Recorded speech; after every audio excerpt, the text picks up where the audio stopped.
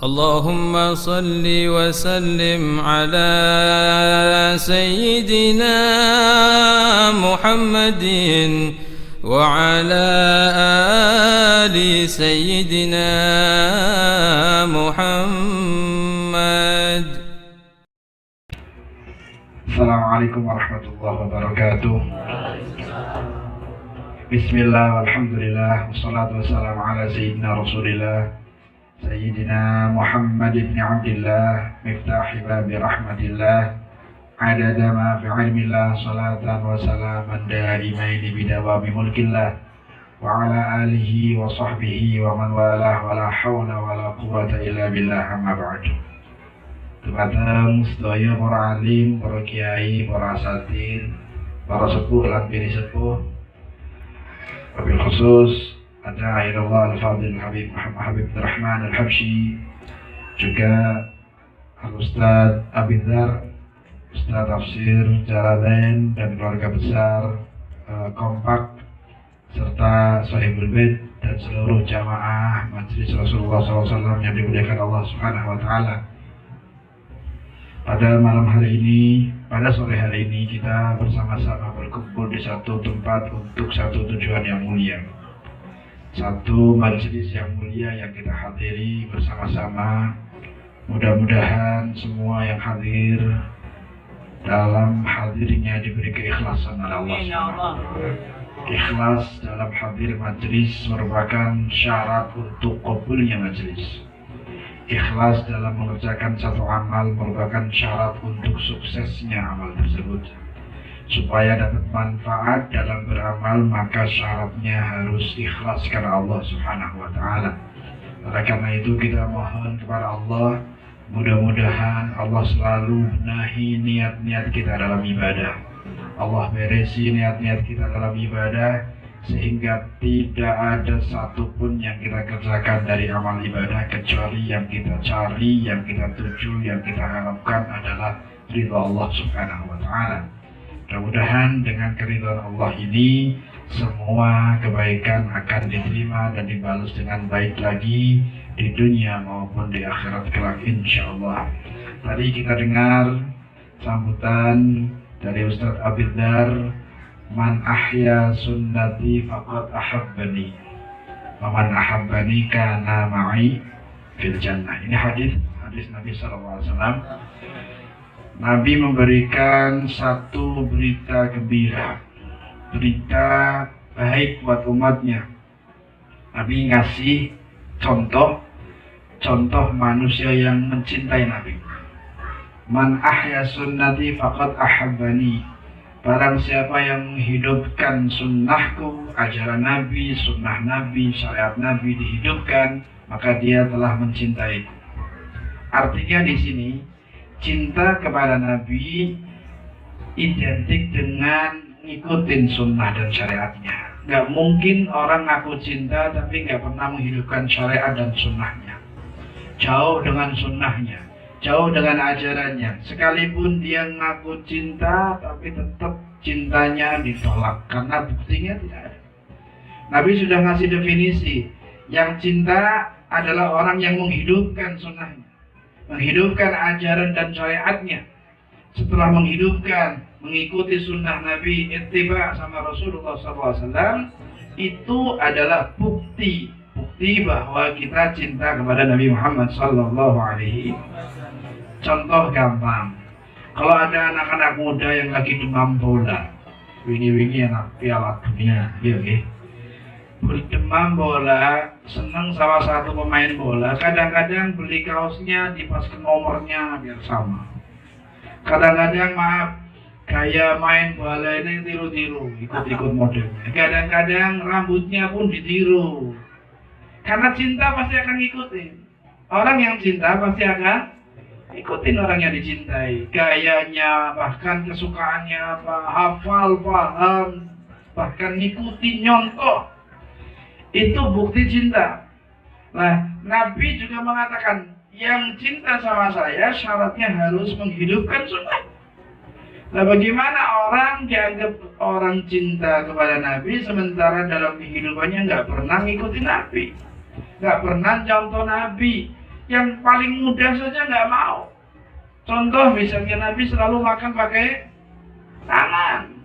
Kadang-kadang anak muda makan pakai tangan depan orang banyak, malu, gengsi gitu.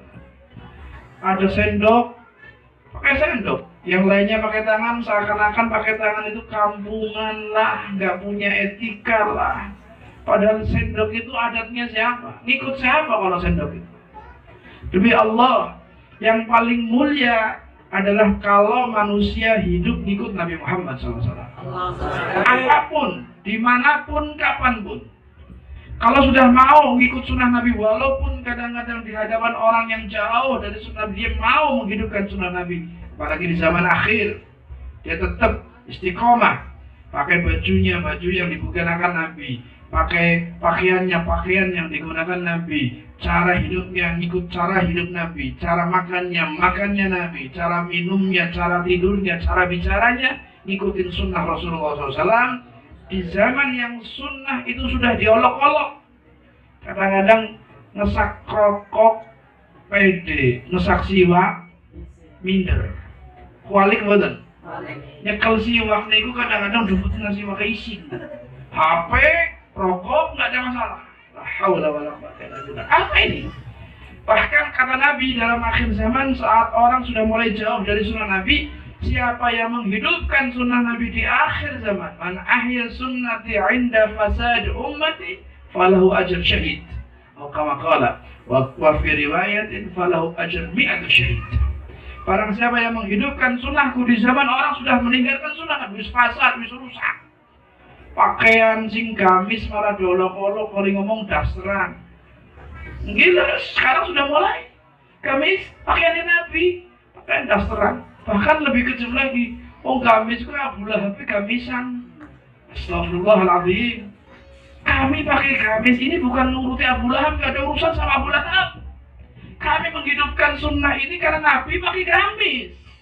Nabi bergamis, Nabi berimamah, Nabi berjubah. Itu sunnah Nabi, Nabi pakai, maka jadi sunnah seluruh umat di dunia. Di negara manapun yang masih ngaku umat Nabi, maka semua pakaian, cara hidup, cara bicara, cara makan, gaya hidup Nabi menjadi sunnah untuk diikuti umatnya di seluruh dunia. Sunnah. Ini kadang-kadang sudah nggak mau pakai, yang lagi pakai diolok-olok, dikatakan macem-macem lah, aneh lah dan sebagainya. Ingat, Nabi sudah ngomong, Nabi sudah bicara, Nabi sudah bersabda, yang menghidupkan sunnahku di akhir zaman. Saat orang sudah fasad, maka dia mendapatkan pahala seperti pahalanya orang yang meninggal syahid. Bahkan dalam riwayat lain mendapatkan pahala seperti pahala 100 orang syahid. Masya Allah. Soalnya jihad, lawan kondisi, lawan omongan orang, dianggapnya aneh. Sadaran yang mau sadaran, karena ada khilaf antara para ulama fikih dalam mazhab Syafi'i. Ada yang boleh wajahnya terlihat dan telapak tangan seperti dalam sholat, ada lagi yang menutup semua tubuhnya. Kalau kita baca dalam Safinah saja, seorang Safinah sih dur, wong ahli sunnah kan Safinah itu kan kitab dasar. Ustadz-ustadz kiai-kiai yang di pondok pasti baca itu. Madrasah diniyah kadang-kadang ya baca. Kalau sange-langel kitab sih dur bingung. Dalilnya sadaran, dalilnya ini karena sebagian ada ikhwat yang bersadar supaya nggak minimal kalau belum bisa atau nggak mau jangan mengolok-olok, karena semuanya ada sunnah, ada syariatnya, ada dalilnya. Bukan dalilnya akidah orang lain, bukan akidah kita ahli sunnah wal jamaah mazhab Syafi'i. Kitabnya kitab Safinah yang kita baca di madrasah kita, ulama kita baca, murid-murid kita baca. Dalam Safinah sebutkan perempuan, auratnya perempuan ada beberapa macam. Yang pertama, auratnya perempuan di dalam sholat. Di dalam sholat, jami'a ibadaniha siwal wajhi wal kaffain. Seluruh tubuhnya selain wajah dan telapak tangan. Ini untuk sholat. Oke. Sekarang auratnya perempuan di luar sholat. Di luar sholat. Di depan atau di hadapan ajanib. Auratul mar'ah kharijus shalah indal ajanib. Di depan orang-orang yang bukan artinya di luar kita. Banyak orang laki-laki bukan muhrim. Jami' badaniha. nggak ada siwanya, nggak ada selain wajah dan nggak ada jami. Itu pendapat di dalam Safinah loh.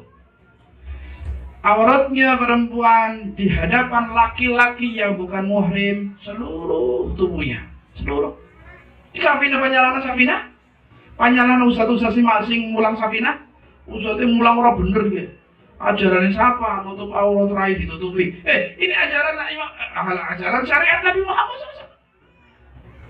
Siti Fatimah, Siti Aisyah, maaf, istri Nabi, waktu haji saja harus buka wajah sebetulnya haji itu. Haji syariatnya kita dalam Syafi'i harus buka wajah dan telapak tangan. Tapi Siti Aisyah begitu lihat ada laki-laki yang lagi jalan menghampiri rombongan, maka ditutup asdal, ditutup wajahnya dengan diganjel pakai bambu, pakai kayu supaya nggak nempel wajah. Aslinya harus dibuka, tapi begitu banyak laki-laki ditutup. Padahal lagi haji yang harus dibuka. Tapi menjaga. Lah, kita nggak mau bahas masalah itulah, karena ada pendapat yang membolehkan wajah dan telapak tangan. Sing dibahas dong, sing pada udah kayak sing orang kudungan, sing pakaiannya ketat ngelapet, sing kadang-kadang apa nih lengannya kelihatan, betisnya, itu yang harus dibahas. Jangan yang sudah hijrah, sudah berani menggunakan pendapat yang paling utama dalam mazhab Syafi'i, diolok-olok, dihabisi, sudahlah. PR kita banyak. Orang-orang yang belum nutup aurat itu tugas kita. Aurat yang diumbar di mana-mana itu yang kita harus pikirkan. Jadi jangan sampai kita justru bahas yang sudah dalam syariat dianjurkan. Nanti umpama ada alasan karena ada kelompok lain yang bukan ahli sunnah dengan itu, salahnya bukan cadarnya, salah akidahnya. Kelompoknya yang salah, bukan cadarnya yang salah. Kelompok lain pakai gamis tapi doyan ngebom. Si ngebomnya si ora bener gamisnya jadi salah nak. Gamisnya pakainya kanjeng. Akidahnya yang nggak beres. Yang kita salahkan akidahnya, bukan gamisnya, bukan imamahnya, bukan sadarnya. Itu semua pakaian yang diajarkan oleh Nabi Muhammad SAW. Makanya kita harus bertahan. Apapun resikonya, yang penting untuk membuktikan cinta kita kepada Nabi Muhammad. Ikuti sunnahnya, hidupkan syariatnya, sebarkan dakwahnya, ajak dengan cara kasih sayang tanpa harus menyalahkan apalagi menghina orang lain. Itu bukan dakwah kita untuk menyalahkan, menghina orang lain, bukan urusan kita. Kita diajari oleh guru-guru kita berbuat baik kepada siapapun, bahkan kepada orang yang membenci kita pun kita tetap berbuat baik. Itulah yang diajarkan dakwah oleh guru-guru kita yang bersanad dari gurunya sampai kepada Rasulullah Sallallahu Alaihi.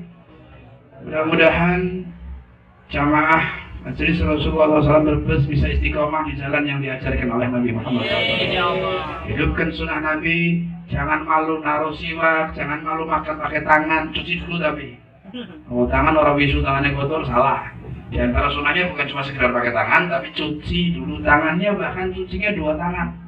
Nabi itu kalau cuci tangan sebelum makan dua-duanya. Kenapa dua-duanya? Kadang-kadang satu ngambil, lagi makan, mau menyingkirkan sesuatu, tangan kirinya menyingkirkan, dua-duanya jadi sudah bersih. Sudah bersih. Pakai tangan.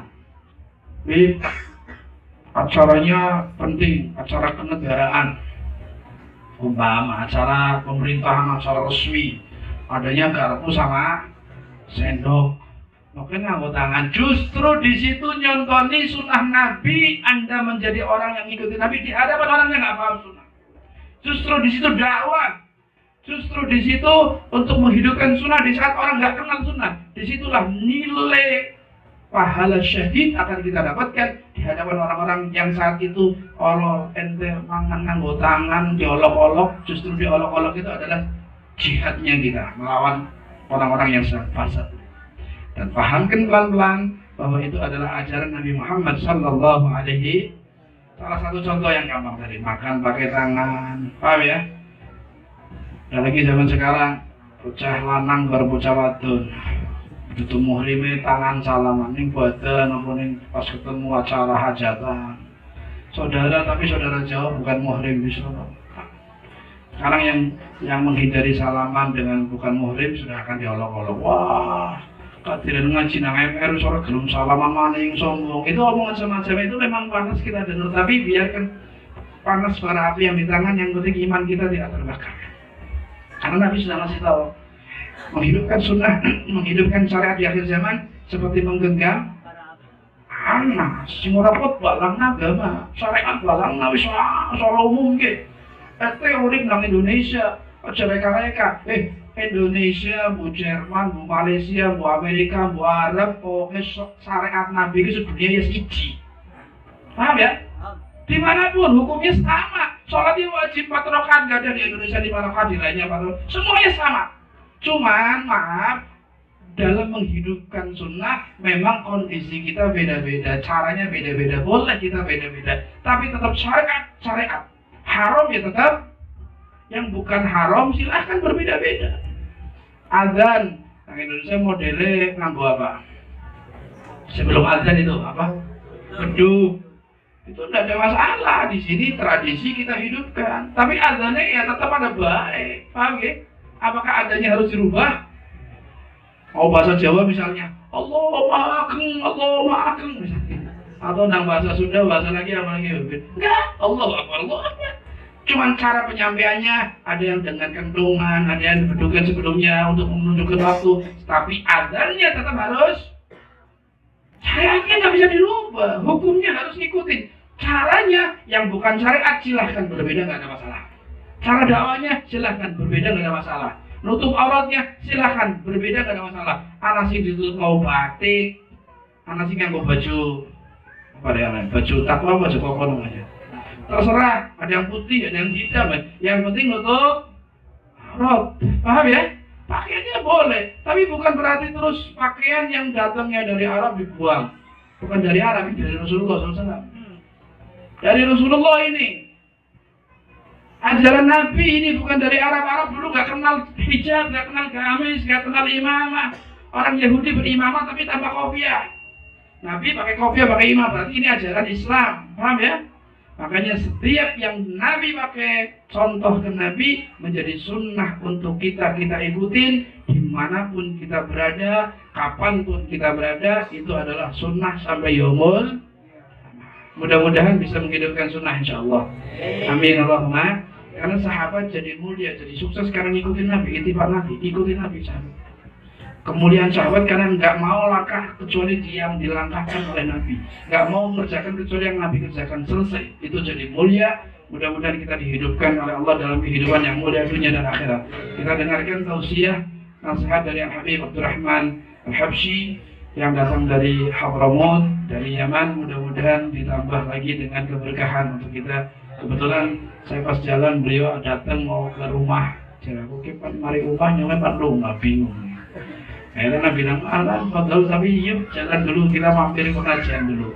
Akhirnya mampir pengajian, insya Allah dari sini baru kita ke rumah. Mudah-mudahan nambah barokah lagi insya Allah. Amin Allahumma amin. Karena ada hadis Nabi SAW dalam sejarah, sebelum saya sampaikan hadis, dalam sejarah tarikh sejarah Islam tidak ada satu riwayat yang menerangkan bahwa saat Nabi dengar Islam masuk ke satu negara ini dikuasai Islam, kemudian pada masuk Islam, negara ini memeluk Islam, negara ini belum ada satupun sejarah yang Nabi sujud syukur bunga mendengar masuk Islamnya satu kaum di negara, kecuali cuma satu negara yang Nabi syukur.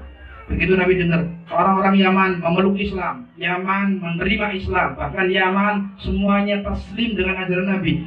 Cuma satu negara yang Nabi syukurnya sampai sujud. Nabi dengar Mesir terbuka dengan Islam, negara ini Islam, tapi nggak pernah syukur, tapi nggak pernah sujud syukur. Tapi satu saja, satu negara saat mendengar Islamnya Ahlul Yaman, maka Nabi sujud syukur, berterima kasih kepada Allah. Kemudian Nabi menyampaikan, telah datang saudara kalian dari Yaman. Orang-orang dari Yaman Muslim maksudnya saudara, sudah jadi Islam jadi saudara. Hum araqul qulub wa alyanul afidah. Mereka punya hati yang lembut dan hati yang punya kasih sayang luar biasa. Al-iman yamani wal hikmah yamaniyah. Ingin tahu keimanan, simbol iman itu orang-orang Yaman. Yaman itu diakui oleh Nabi simbol keimanan. Wal hikmah yamaniyah. Kalau ingin tahu sumbernya hikmah, Yaman sumbernya. Iman dan hikmah sumbernya dari Yaman. Bahkan Nabi sujud syukur kepada Allah. Mereka disebut sebagai orang yang hatinya lembut, orang yang punya kasih sayang tinggi, bahkan orang yang simbol dengan iman dan hikmah adalah negeri Yaman. Bahkan banyak hadis tentang kemuliaan orang Yaman. Makanya Indonesia punya ikatan dengan Yaman luar biasa. Alhamdulillah. Wali Songo yang berdakwah di Pulau Jawa ini semuanya nasabnya ke Yaman, karena beliau keturunan Al-Imam Al-Muhajir Allah Ahmad bin Isa yang sanadnya nyambung, nasabnya nyambung kepada Rasulullah Sallallahu Alaihi. Semuanya adalah zuriyah Rasul. Makanya tidak heran kalau di Indonesia dengan Yaman sama semua. Muludane, kajian kitab, Safinah ya orang Yaman. Bin Semer yang ngajar. Kemudian Sulam Taufik, Muhyiddin Mustafsidin, kitab Nasain. Semua kitab-kitab yang dibaca di Pondok Pondok Salaf, karangannya kebanyakan orang-orang Maulud Tiba. Siapa Imam Tiba? Syekh Abdul Rahman Tiba. Dari Yaman. Tibanan. Karena semuanya dari sana. Karena ajaran dari Yaman yang dipindahkan ke Indonesia, dakwah disebarkan menjadi ikatan yang kuat. Sekarang ingat, ada satu kelompok yang ingin menghilangkan ikatan kita dengan Yaman. Potong, seakan-akan Islam bukan dari Yaman. Orang sing ngomong dari mana Islam sing Cina. Indonesia kenal Islam dari Cina. Misalnya Cina lah kasih Islam ya orang Indonesia. Dong Islam sing Cina paling akeh Cina Islam ya. Paling gede kiai-kiai dong Islam Cina. Kenapa? Ini sejarah yang mau diobok-obok. Yang saya khawatirkan justru yang menyampaikan sejarah ini adalah orang-orang yang dianggap tokoh yang di atas mimbar kadang-kadang. Ngakunya ahli sunnah wal. Nah ini yang ngeri, kita harus jelaskan. Coba antum kalau pernah ke Yaman, persis semua kegiatan Islam ahli sunnah wal jamaah sama. Ya muludan, ya hol, ya manaqiban, ya ziarah, ya persis karena dari sana. Mau lari kemana kita? Sejarah nunjukkan. Kemudian coba dari ujung barat sampai ujung timur. Paku bumi para ulama.